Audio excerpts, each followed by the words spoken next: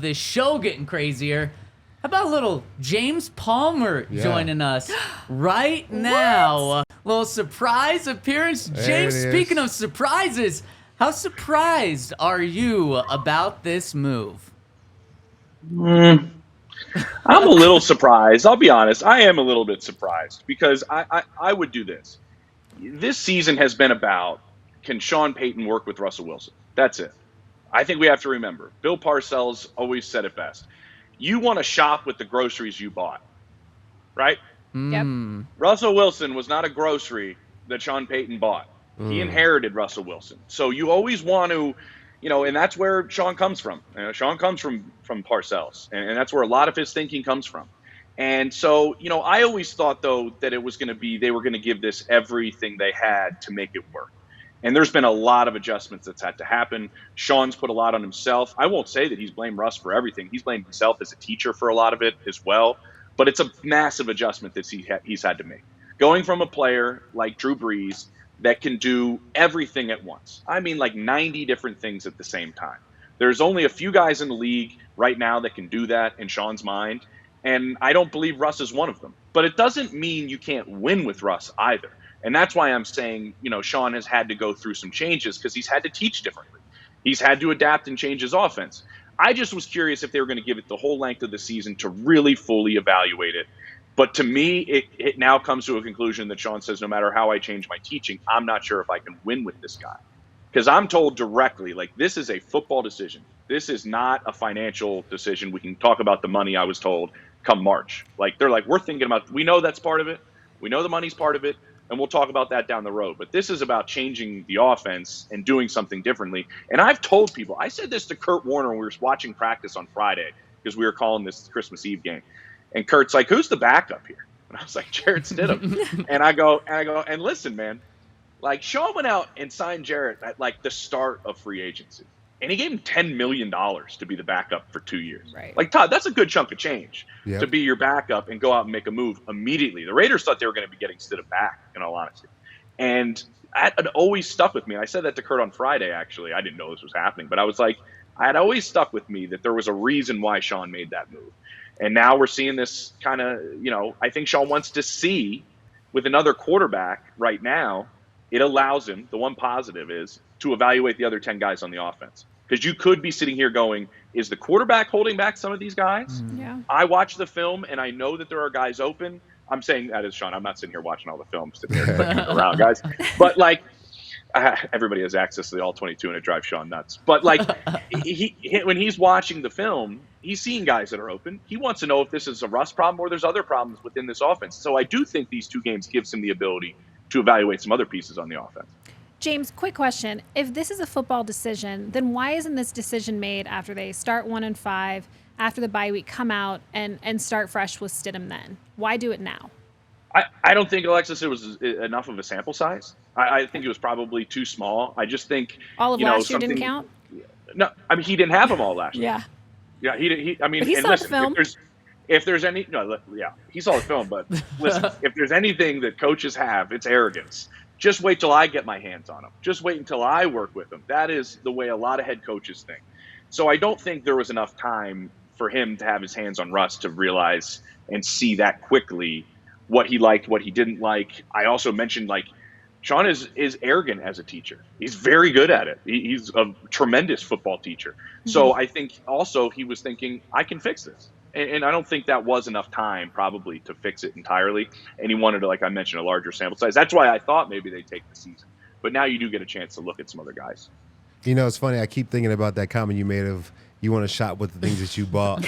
And I feel like Sean was that contestant on the cooking game show where they come out and the people have the carts. You just got to buy whatever's in the cart. And he's trying to make dough and there's no eggs, there's no butter, there's no milk. But speaking of things he bought, you brought up Jarrett Stidham. Is Stidham now actually being viewed and looked at as a potential starter for next year? Or is he just the guy that's going to come in and play these next two games and then Sean's going to take into account the other guys in the league and the guys coming up to be drafted to really find his starter? I think everything is part of the evaluation, and I think you have to look at the price I mentioned because you're going to have to go cheap. if you move on from Russell Wilson financially with where you're at, you need to find a guy to play the position. I mean, you can't go out there without a quarterback. And you probably need to find a guy that's going to be able to play it at a reasonable price. So Stidham's at $7 million for next year. Only $1 million's guaranteed. So you could have the idea of a $7 million quarterback, which is phenomenal if you think he can play that gap year. Say you want to eat the $85 million in 1 year. Even say you want to split up the 85 between 2 years. This is the dead money we're talking about. Between 2 years, and you're almost in like a really difficult situation financially for 2 seasons or 1 season, in terrible situation. If you have a quarterback that you think can be serviceable for a year, yeah, you might as well take a look at Stidham right now and be like, maybe he could be our starter for next year. Maybe we have him and draft a quarterback. I think you do have to weigh in the option of, he's going to cost us $7 million, and if he can win some games, and I brought him here because I like him, let's see if he can go do it. We know financially where we stand for the next season or the next 2 seasons. Maybe Jarrett's the guy that can get us through that while we find our next quarterback. So I do think you are evaluating him as a potential option because right now, the way it looks, you're going to need to look at a lot of different options on how you're going to fill that spot, and financially, they're going to all have to be reasonably cheap. James, you mentioned all the dead cap with Russ's contract, and that's what just made this decision so big, is now it does seem like there's no way Russ is back. Is there any trade market for Russ, or is it just strictly looking at cutting him and taking that dead cap, and then the decision being whether to take it all in year 1 or splitting it up? I would think, Zach, like the only thing I can think of that's close to it is Carson Wentz. And the Eagles somehow, I'm not sure what kind of pictures Howie Roseman had, but had the Colts take on a large part of that contract, and they took out a little bit of it as well. But that's the only one I can think of where somebody moved on and traded for a guy that had, pretty massive numbers that was on the decline and essentially was benched, right? Jalen Hurts came in and stole the job from Carson Wentz, and Carson was still on that massive contract that Philly had given him. This contract's even worse, than Carson's. It's more money. It's more guaranteed money. It's in a completely different spot than Carson's was, but that's almost the only one I can think of that's close to it. After you look at the last 2 years, like Alexis brought up, last year wasn't enough for you. Now you saw last year with one coach. You saw this year with another coach. And I'm curious what the trade market would be. The position is irrational. We know that, opposed to any other position in all of football. So teams can reach. But maybe like a situation we saw in Tampa this past year where they went and got Baker as just like a stopgap just to see and reevaluate the program. And now look, him and Dave Canales are crushing it as a duo. And he's playing well. But I think he's at 35. You can see he can't move like he used to, and that was such a huge part of his game. The mental part of playing the position at this age just gets greater and greater. And I think that's what we've seen over the last 2 years is that sustainable for Russ with a lack of physical attributes that have carried him for a lot of his career. I don't see much of a market unless he's willing to go on the cheap and just, there's always ways you can manipulate money, but it doesn't seem like there's much of one right now. Quick question, just when it comes to the arrogance of head coaches, like you mentioned, Sean Payton definitely is an arrogant coach, and he's a great one at that, but is there any bit of accountability that he needs to be taking for how this offense has performed throughout this season, or is this really all on Russell Wilson? It's a great question. I would assume if you're self-scouting yourself, Alexis, you're going to have to take some of the blame. He is the one who paid a boatload of money to bring in a right tackle and a guard at the start of free agency to change this offense, right? That was a big part of his decision-making. I think you could say that Mike McGlinchey probably hasn't played up to what Sean Payton probably has wanted from a pass protection standpoint. Those are decisions that fall on him. Those are parts that fall on him as well. So, yeah, I think some of it does fall on him. And the conversations I've had with him and what I know around the building is he does think he's been able to change a lot for this team to be successful. But I think he always knew with who they had, it was, Hank, relax, who they've always had is, the margin for error was very small. And I think they knew that coming in. And I think they found, lightning in a bottle for a minute there. They just knew they can only be successful if they don't turn the football over and they run the football consistently well and they make a play or two here. That's what they were banking on. I don't think you can bank on that for an entire season. It happened for a little stretch. So I do think there's things that fall on Sean, and he knows that. But again, the guy who's handling the football and the guy who's going to run the entire show, when that's limiting what you know you can do, and I think Sean thinks that's when you need to make change and then evaluate yourself again.